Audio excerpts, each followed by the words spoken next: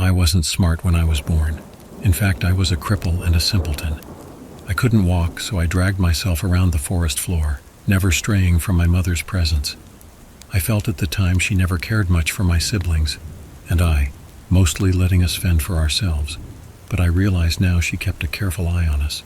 She was cold, distant, and dumb like me, but she knew how to watch for large animals and other potential threats as my brothers, sisters, and I slowly figured out how to feed ourselves. It seems cruel in retrospect, and many of my siblings died young. Life was hard, crawling in the dirt of the forest floor, treating anything remotely edible as a banquet to be cherished. As I slowly grew, she eventually disappeared, leaving me and two of my remaining brothers alone at a very young age. They both perished shortly after. But somehow I managed to survive against all odds, crawling in the mud and struggling against my disability, finding food and shelter anywhere I could. I slowly learned how to use my disabilities to my advantage, setting ambushes and traps for small game. But I was still fundamentally an idiot, and no matter how clever I thought I was back then, failure was common and life continued to be difficult. Surviving in the jungle while mentally disabled and handicapped was mostly a factor of sheer luck, though at the time I thought myself to be quite adept. I never stayed in one place for long, and I moved very slowly but carefully. My diet consisted of anything I could find laying around which was edible, mostly small animals I could catch, but I could go hungry for very long periods of time. Eventually, I stumbled on a small stream with an even smaller cave nearby. I made it my home for a while. It wasn't much, but it was hidden well and provided some sense of security. I would drag myself out to the stream and bask in the warm tropical sun at times, take naps under trees, and eat as often as I could manage. Those were my simple pleasures in life back then. Predators were always a threat, and being crippled, running was not an option. So I learned to hide. I learned to read my environment. I learned when to be loud and when to be quiet. And against all odds, I somehow survived. Once again, in retrospect, I mistook luck for cleverness. And that would have been my entire life, up until I starved or finally ran out of luck. But that is where my story really begins, where it should have ended. I was crawling along the forest floor, searching for something, anything to eat. It had been many days, and I had a furious hunger. All I knew how to do was hobble around, crawling and dragging myself through the jungle, looking for scraps or small animals I could ambush on the ground. I had just pulled myself through a small bush when I saw it. The jaguar was low to the ground in a pouncing position. On any other day I might have become its meal then and there, but it was focused on something else. I remained absolutely still, barely even breathing, hoping to not draw its attention. It crouched down even further, clearly preparing to strike. Its eyes focused like only a hunter's can be. I dared a quick glance at its target. And what I saw was the most unusual bird, giant and dangerous in its own right. Bright and colorful, and nearly the size of the jaguar itself, it was a rainbow of feathers with a crown of plumage on its head. Of course, at the time, I didn't realize how unusual this creature was. All I knew was that this jaguar was going to try and take down the giant avian at any moment. And it did, try to at least. The bird took flight the moment the jaguar leapt, and it soared into the canopy, the cat pursuing. I remained still for some time to see if it would return, but eventually eased out into the small clearing. There wasn't much of interest, so I wiggled up the small hill the bird had been resting on, only to find when I reached the top that it was in fact a giant bird's nest. And to my delight, resting inside were 3 very large eggs of unusual color. Of course, I ate them all right then and there, and then dragged myself back to my usual resting spot. Sleeping with a full belly was always its own reward, but that was when things started to change. Over the next few days, I started to notice things I hadn't been aware of before. Small things at first, observations about my surroundings that I hadn't noticed before. The world looked a bit more colorful than it did, shapes a little more defined. I was able to pay attention to more things at once. As days turned to weeks, I started realizing I could make plans that were more sophisticated than just waiting silently for something to run by so I could grab it, or looking for scraps laying around.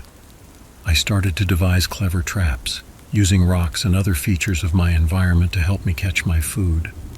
choosing my resting locations in places where bushes and leaves would ensure I could hear predators on the ground. I was still a cripple, but I was growing smarter. I also began to grow bigger, a lot bigger. I had been an underfed runt most of my life, but in the span of several months I had become a veritable giant, well-nourished now and nearly 6 feet, all muscle. I still had to crawl around, but I could do so with a speed and vigor I had never known. I felt optimistic and elated, yet I had no idea what was still to come. As months turned to years, I was able to walk for the first time in my life. Few predators could stand before me now as I stood nearly 12 feet tall, a titan of the forest with a strength to match. I strolled carelessly through the trees, eating what I wished, when I wished, where I wished. I built my first house out of stone and fallen trees. I was the king of the jungle, and I climbed my first tree. I will never forget it. Hundreds of feet up in the forest canopy, I finally reached the sunlight atop the tallest tree I could find and looked out upon my domain. Endless green as far as the eye could see in every direction.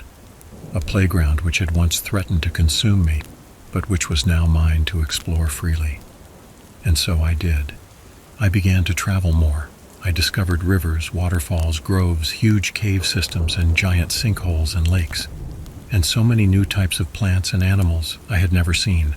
Frogs and birds, cats and spiders, animals which ate plants and plants which ate animals.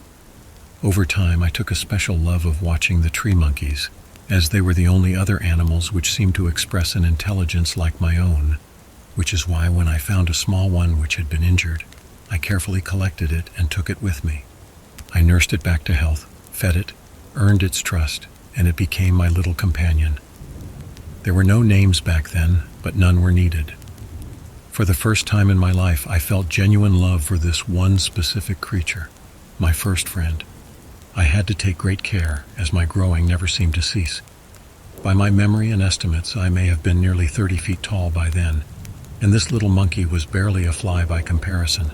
But the joy he brought me as we traveled together, as he gathered tiny fruits for me, and as he slept peacefully next to me, made me realize how lonely I had been all those decades wandering the forests all by myself. Always just watching, but never feeling like more than an observer anymore. When he finally died peacefully of old age, I was of course heartbroken. I knew it was coming. I had seen how he slowly weakened and deteriorated. While I seemed to defy the years and continue to grow, time shifted the world around me. Landscapes slowly changed, rivers altered, animals came and went. After he died, I retreated back to a more observational phase of my life again, mostly wandering the forest and indulging in the sights and sounds around me. I don't know how long I spent like that before they found me. Other monkeys, but these ones were even more like me. They were extremely clever. They made noises at each other in rapid and consistent manners. They used tools like me, maybe even more clever than the ones I had devised. And of course they were terrified of me.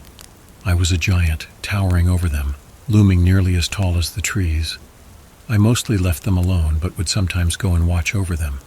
They built strange houses out of sticks and leaves, not too dissimilar to the one I had built out of rocks before I no longer had the need for such a thing. They even appeared to be able to wield fire and lit up the night in ways that I had only seen from the thunder of an angry sky. As time went on, more and more of them would come and visit me, and I slowly gained their trust, even if their caution and fear never fully passed. I learned over time what their noises meant, and after some effort on my part, we were able to communicate quite well. They would often come to me and ask questions about the area. Good hunting grounds, water sources, places to make a new village. After all, I had been almost everywhere. One day some of them started leaving strange carvings in stone around where I slept. I asked one of them about the artifacts, a youngling who had come to ask for my help, removing a mighty tree which threatened to fall on his hut. He told me that they were left as offerings, so that I might bless them with good fortune. He told me how their lives are hard and short, and then told me that a god such as myself could surely make their lives better. That was the first time I had encountered the concept of a god. I had taken a liking to these little ones, so I had already been aiding them with my knowledge whenever they would ask for it. But he was right. I could do more, much more. I remember the look of terror on many of the little people's faces as I towered over their village. Perhaps they were expecting some wrath for a perceived slight, I can't know. But I quickly made it clear I was there to help by removing the offending tree and setting it out of harm's way. Our relationship expanded quickly over the next few years, and they devised great and clever projects which took advantage of my size and relative strength. In those years we accomplished in days what would have taken them decades on their own, were it even possible at all. We even replaced the village huts with a more durable collective structure, stones stacked so tall that they dwarfed the trees around them. The giant pile of boulders was carefully stacked to create living space to spare. A crude pyramid of sorts, I would later come to realize. Things went well for a while, and I took a very active role in the lives of my new friends. It reminded me of my old monkey friend from so long ago, except this time there were many, and I could speak to them and share my thoughts and feelings. It was an exhilarating time for me, and we accomplished much. We dug trenches to allow water to reach areas where they could cultivate crops. We studied the stars together and speculated on the mysteries of the forest and the world. I watched friends be born, age, die, only for new friends to appear. After many, many years, though, the number of friends grew, and grew, and grew. Eventually, there were so many that they began to fight each other over what seemed to be the infinite bounty of the forest. Their noises changed, and I could no longer understand all of them anymore. Only the ones I remained near. They began to ask me for help or blessings, hunting other people, fighting other villages. I always refused. The tipping point came when the village I attempted to sacrifice a young girl in my name in order to gain my support in an upcoming raid. I had tried to tolerate them and understand them, but their pettiness had boiled over and I was exacerbated. There were too many people, too many villages, too many conflicts, too much sadness. It felt like I was crawling through the mud again, a dumb cripple, unsure what to do or where to go, and with little means to accomplish anything. I realized the moment they placed that little girl on the altar that I had forgotten what it meant to be helpless. So I accepted their sacrifice. I took the girl, and I left that village and never returned. I went as far as I could away from that place, and I did my best to take care of that little girl. She was small and frightened at first, but grew to trust me over time. We traveled south until we reached a great cliff with a waterfall, far away from the little people. I built her a little house of stones at the top of the cliff right next to the waterfall, with a spectacular view of the forest below. I didn't even think to ask her name until she took the initiative to tell me, much later. Names have no meaning in the forest, but I discovered it was Sakniete, an old and beautiful name I will never forget. We were together for a long time. She grew up, and once again more little people discovered us. Once again they would come and ask for advice at first, and once again their requests would grow to be increasingly more and more demanding. Untrusting of the little people now, I would often withdraw or refuse to speak to them. Often I could not even understand their noises anymore. But Sakniete would take over and represent me in my stead when the weight of it all became too much.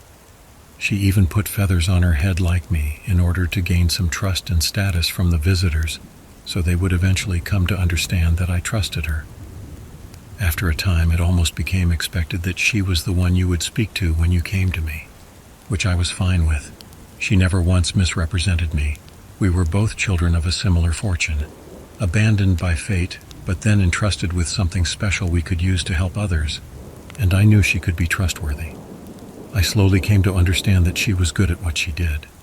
I watched her mend divides, forge alliances, and eventually even end a war.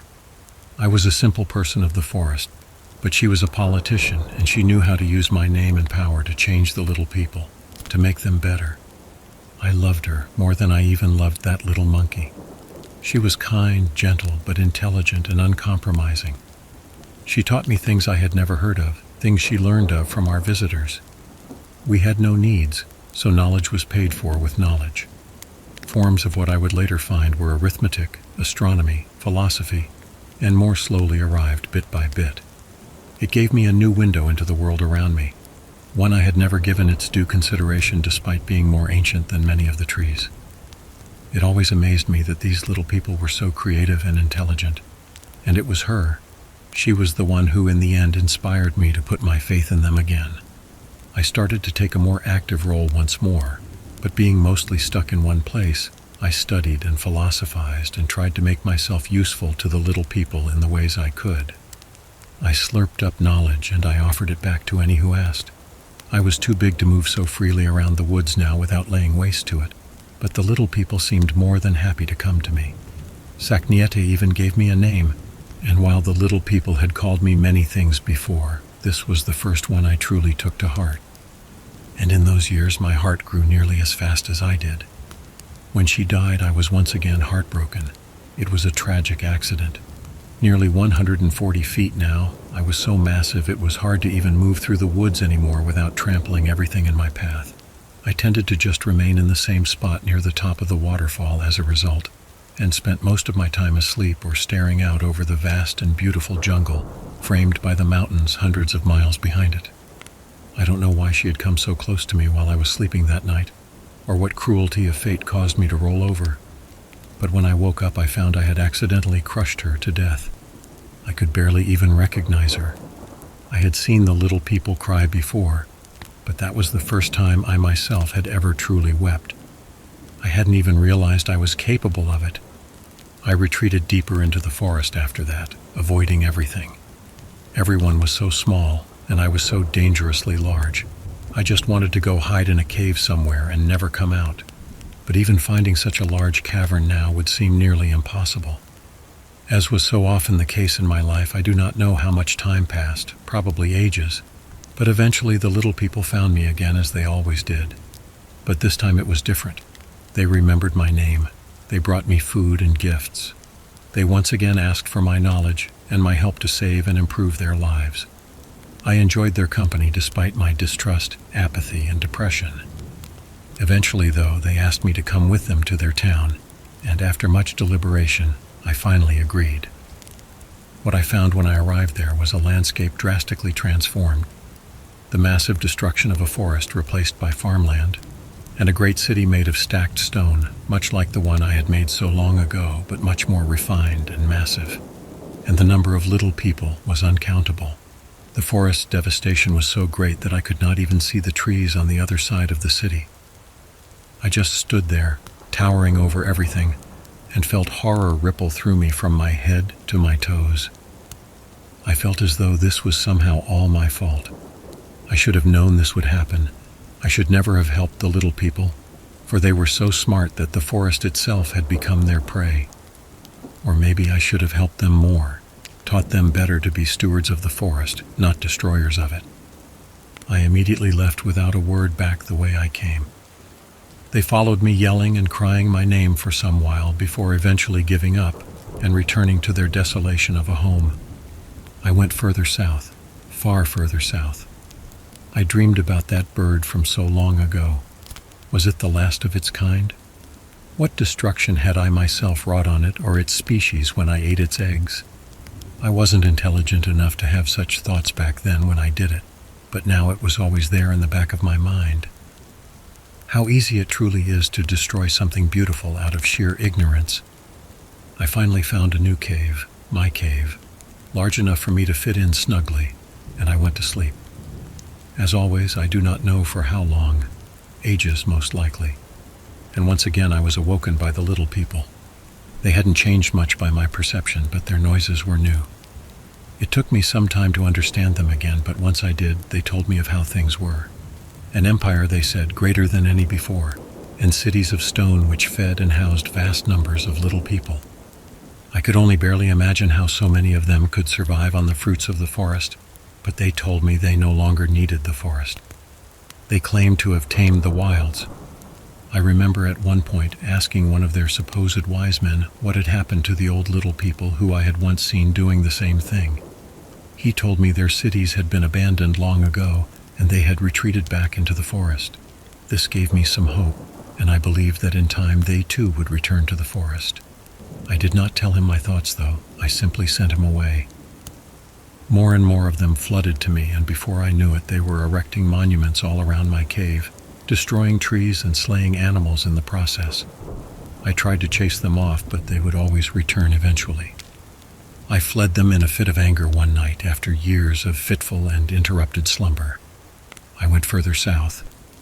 Eventually I found another home, one of many in my travels, but it was suitable, deep, dark, and hidden in the bowels of a sinkhole. Nobody but I could get down this deep into the earth, so here I would finally be safe to rest. No more little people, no more sadness. But this time it was a different kind of noise. Grating, whirring, ripping noises, alien noises, and the smell of fire and ash. I don't know how long had passed, but when I woke, deep in my hidden chamber, I knew something had changed. These were not noises of the forest or even noises of little people. I had to investigate. When I peeked out of my cave, I stood up and looked over the trees to see smoke filling the air and huge swaths of forest completely burned to the ground. I went to go see what was happening and observed the little people burning and chopping and tearing at the trees with strange tools I had never before seen. Noisy tools, violent tools. Some of them spotted me, and it wasn't long before they were screaming and fleeing en masse. I couldn't understand. There were no crops here, no city. Why were they destroying the forest, burning it to the ground even? Not even using the wood from the trees as they used to do. I walked through the devastation and saw it stretched out seemingly forever. In the distance I saw strange buildings, very different from the stone and thatch ones I was familiar with, and vast herds of unusual animals I had never encountered before. The forest had turned to grassland at the hands of the little people. I stood watch over the area for a few years, frightening off those who dared trespass. I wandered around and patrolled, destroying the infrastructure the little people used to attack the forest wherever I found it. I took care never to hurt any of them, and it wasn't hard as they always fled in my presence. I became cold-hearted, though, and felt the little people were a plague, a disease I had allowed to fester. Once again, I believed this was my fault, that it was something I could have prevented. Time continued to pass. Many suns, many seasons, many years. I remember one day I saw a strange bird fly overhead. I now know it was an airplane, but at the time it reminded me of the bird from when I was just a young cripple. Giant and majestic, beautiful. I tried to follow it, but it was far too fast, and I watched it disappear over the mountains. I remember wondering what new lands the bird would discover over there. Maybe ones without little people. No matter how much I tried, though, I couldn't stop the destruction. Always small groups, simple tools, and a lot of fire. I could not be everywhere at once. I felt despair. Time passed, but an old man found me one day and spoke to me in new and unusual noises. At first I ignored him, but he persisted and slept nearby every night, refusing to leave. He would come every day and make the same noises at me. He seemed harmless, and I felt lonely. So on a whim I decided to let him stay for a while, so that he might teach me the new noises. We were eventually able to speak more clearly. He gave me his name, Fabio, and he was also born in the forest. He told me many strange, wonderful, and terrible things. He told me about how the land was now used for raising cattle. He told me about how the silver bird was, in fact, a machine created by little people. He told me what he knew about science, about history, about society, that there were entire nations of little people all over the world, that the little people had conquered it all. I came to feel he was like me, for he seemed saddened by it. He said there was nobody left who understood the old ways, living in the garden and only taking what you require. He told me few people believed in me anymore, that I was just a scary story told to frighten frontiersmen's children, or just a mythology told in schools, that those who claimed to have seen me were met with disbelief. And he said he had seen me as a child when I had run off his parents at the edge of the forest, and that he had spent his whole life searching for me since then. The little people were always full of surprises. I took him in, and his welcome company and knowledge warmed me as I continued to hide in my cave. He taught me to play chess. He told wonderful stories and even brought me books. I had seen the scratchings in stone from long ago and their meanings, but these were far more sophisticated. I learned to read, and I lusted after the knowledge. He would go out once every few months and bring back more books, photographs, and at one point even a motion picture for me, which I devoured greedily. Years passed almost in an instant, and I barely ever left the cave.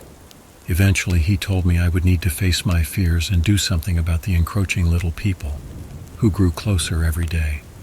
But I knew he could see my wounded spirit, and he was kind and let me rest, never pressing me. He knew the little people had broken my heart. But what is broken can break again, and when he finally passed away a few years later, I found myself alone once more. Timeless, not like the tree, but like the very stone I dwelled in. I knew everything around me was ephemeral. It was all going to change and die anyways, so what did it matter what I did? And so I slept. I don't know how long, it might have been ages. Eventually I was awoken again by the little people's noises. Well, in this case, you specifically, of course. I remember thinking at the time that I was half tempted to snatch you all up and carry you to the edge of the forest and tell you never to return. But I observed you from a distance without intervening to see what you did. My trust of the little people was low enough by now that I was prepared to even squash you if you stepped afoul. But to my surprise, you all were nothing if not respectful of your surroundings. After several weeks of observing you, I saw you rescue animals, study the plants, record information. I saw you exploring and appreciating the wonder of the forest, just like the little people of old, just like I did. I realized you were the scientist the old man had told me about, that you were here to learn, not to destroy. And that was when I decided to make myself known. I knew you would be terrified, but I was used to that at this point. And I still remember the look on your faces when I first presented. But when I managed to convince you I was harmless, your innate scientific curiosity took over, I can only assume. The same curiosity which drives me. I believe you are like the other little people I once knew, kind, loving, and well-intentioned. And that is why I trust you with my story. I hope you are able to share it and help me, for while I was once called a god, I am just as helpless as a baby snake crawling, crippled in the mud on the forest floor. I turned off the recorder at that point and looked up at the towering feathered serpent, unfathomably large. I told him that was the last thing I needed, and that I would return to see him again as soon as I could. He nodded in understanding, but watched with a sorrow in his eyes as we slowly made our way into the woods, leaving the cave we had been exploring for weeks behind. My colleagues and I had expected to discover an immense undiscovered network with possibly uncatalogued species. We had not expected to discover this particular uncatalogued species. As I write this log of his recording, we are setting up camp less than a day from the airstrip where we will be picked up. I don't know if anyone will believe me or if they will think I photoshopped our pictures, but the rest of the team agrees we need to tread lightly, lest we bring him unwanted attention. But I have to do something. I still remember the first words he spoke to me, after all those first days of terror and uncertainty, not knowing if we had discovered a monster, not knowing if we were going to die. But the monster turned out to be anything but. I will never forget what he said the first time he spoke to us. "I have been watching you. Do not fear. I have been here a long time. The world is changing and I am crawling in the mud again. I was once a little forest snake, but I was given the name Quetzalcoatl long ago by someone I loved very much. Now once again, I am as helpless as a little snake. I need you. Every day my home gets smaller and the little people grow. Every year I must hide deeper and deeper to avoid their shiny birds and stinging smoke. I may look big to you, but I am just a simple creature crawling in the mud. Please help me save my home. Me save my home. Me save my home. Me save my home.